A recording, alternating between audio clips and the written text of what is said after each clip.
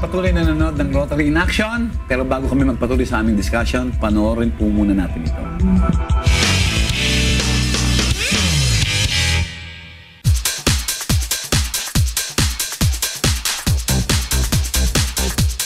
Bilang paikisa ng Rotary Club of Grace Park District 3800 sa pagdiriwang ng Rotary International ng Membership and Extension Month ngayong buwan ng Agosto, ay isang Rotary Family Day ang kanilang matagumpay na naidaos sa San Andres Bonifacio Elementary School sa Sangandaan, Caloocan City.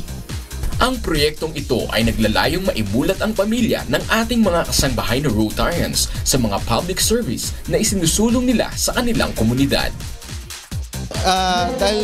Dahil nga nananawagan ng ating RI President na mag-conduct ng Rotary Day, sinagawa natin itong proyektong ito na kung saan ay mas maipaalam natin sa lahat ng communities, hindi lamang dito sa Caloocan, hindi lamang dito sa Sangandaan, kundi sa buong mundo na merong Rotary Club na kung saan ay handang tumulong na mai-uplift hindi lamang ang buhay ng mga tao, kundi ang kanilang mga pangangailangan sa pang-araw-araw.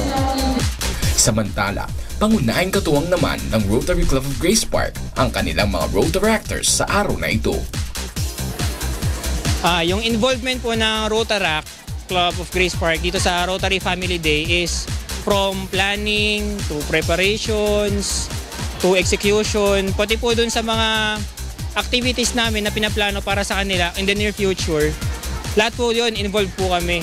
So ngayon, kami rin po yung partner ng Rotary pagdating doon sa planning, kung paano i-execute, kung paano namin mas mabibigyan ng magandang service yung mga beneficiaries namin.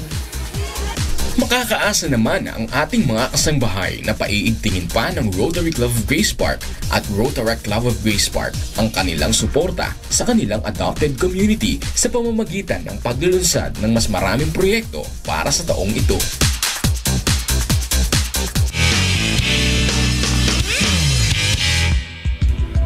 Napanood yung mga kasambayang Rotary Family Day ng District 3800 at sa pagkakataong ito, makakasama natin ang mga katuwang ng Rotary Club of Grace Park sa kanilang mga proyekto ang dalawang membro ng kanilang Rotaract. Yes, tama ka dyan, Pipi Lani. Pero bago ang lahat, gusto ko munang batiin ang ating dalawang bisita ngayon. From Rotaract Club of Grace Park, parehos kayo, no? Si President Elmar Mandapat and Pipi. Siya yung nasa TV just a while ago. Siya ang current president ngayon ng RAC Grace Park. And si Pipi Marnelli Bautista, ang past president siya. Welcome to Rotary in Action. Yes. First time nyo, no? Tsaka alam mo ba, Pipi Lani, ang interesting sa kanila from RAC Grace Park, yung palang iba sa mga members nila, scholar ng Rotary Club of Caloocan, Grace Park, Caloocan. Ganon? Yes. So, kanina tinatanong ko, ilan ang current membership nyo right now? We have 51 members. Wow. And these are all active members? Yes.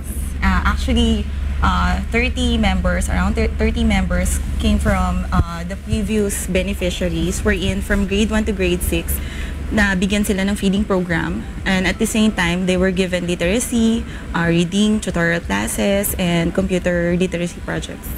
So kanina nagkakwentuhan kami ni Pipi Marnelli. Siya sa mga scholar. I'm one of the first generation So I would assume na graduate ka na ngayon ng college. So nung nag-aaral ka, membro ka na rin? Yes. I started with Interact Club nung high school. So tapos nag-graduate ka to become a Rotaract? Yes, I became the Rotaractor. Okay. Ikaw naman, Presidente. Yes, President Elmar, may project kayo about feeding program. Yes po. Pwedeng pakibahagi mo naman sa amin ito. Yung feeding program po ni Rotary Club of Grace Park, which is yung partner naman niya sa lahat ng laborers, is yung Rotaract Club of Grace Park naman. So yung feeding program po na yun is from day 1 ng grade 1 nila, ng mga chosen beneficiaries.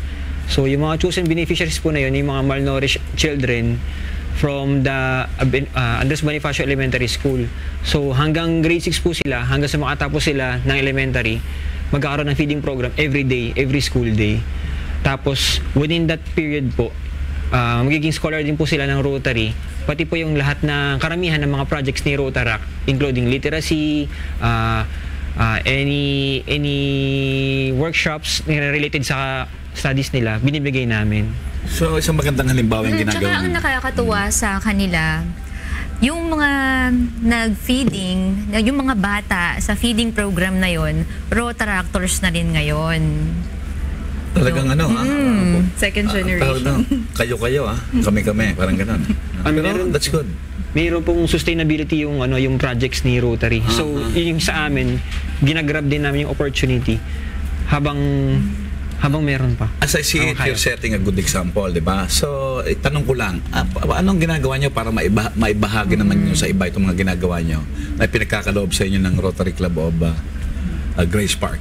So, since I became a scholar, so ang goal ko before kasi nung medyo bata pa is to learn, to be a leader, and to have exposure tsaka experiences. So ngayon, nagsasite ako ng isang example para ako naman yung mag-transfer kung ano naman yung natutunan ko before.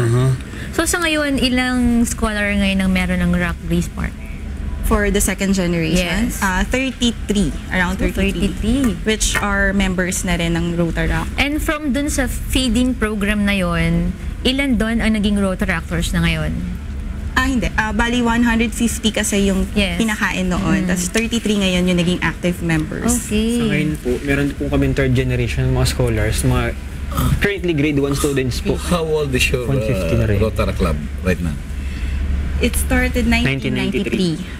And all through those years, tuloy-tuloy? Medyo may konti lang pong pause, pero kami na yung nagsumunod na nagmana. Tapos nilipat naman namin dun sa second generation scholars. And then Kasi yung this iba is- hindi masustain Marami din sa Rotary Club, sa ibang district. Kami for one. Minsan ang hirap i-sustain pag hindi mo rin nabantayan, guide. No? Kailangan nyo support yan It means yung Rotary Club of Grace Park is really Very active. genuine. Opo. Di ba? So, President Elmore, ano yung mga ongoing and upcoming projects nyo ngayon? Yung mga ongoing projects po namin, nakafocus doon sa mga current na beneficiaries namin. Yung mga last week nagkaroon po kami ng mga Rotary Day. For the past months, meron din po kami mga art and reading workshops para sa mga incoming grade 1 students. Meron din po kami mga community projects katulad ng mural painting and Aya Serenade para ma-expose naman po yung talents ng mga Rotaract within the current members. Tapos po, meron din po kami mga projects na magko-cultivate naman ng mga talents ng mga Rotaractors mismo para yung sustainability ng mga tao nandoon. Sinagot na niya yung itatanong ko sana. Okay. No? Anyway, ang ipapa-follow up question ko lang is ano ang pwede niyong i-advise doon sa mga katulad niyo na hindi pa na-expose sa public service? Para ma-encourage natin. Sige, opo. Bali, sa mga kabataan po, alam po namin na may mga mahagandang hangarin tayo sa bawat isa. Lagi na naman po may mga simple and little good things na nasa atin. So si Rotaract po, isa siyang tool para mas yung growth natin para doon sa mga ganong service, mas may lantad natin sa publiko. Kasi once na nabibigay natin yung mga kagandahang asal or kagandahang mga experiences sa ibang tao, para siya nakakahawa Nakakahawa po siya. So dumadami yung service. I can only say keep up the good work. No? And imbitahan natin yung iba pang mga kabataan sa district nyo na hindi pa Rotaractor. Na sumali, para makatulong at ma-expose. If you want to public earn service. friends and learn to be a leader and be a good example then and make a difference, join Rotaract kasi this is a good experience talaga na marami ka talagang matututunan. At the same time, you will enjoy the camaraderie. Okay. So, magpasalamat na tayo sa dalawang nating bisita ngayon, President Elmore and PP Marnelly Bautista. Pansamantala po nagtatapos ang aming segment ngayong gabi. Maraming salamat po at magbabalik po ang Rotary in Action.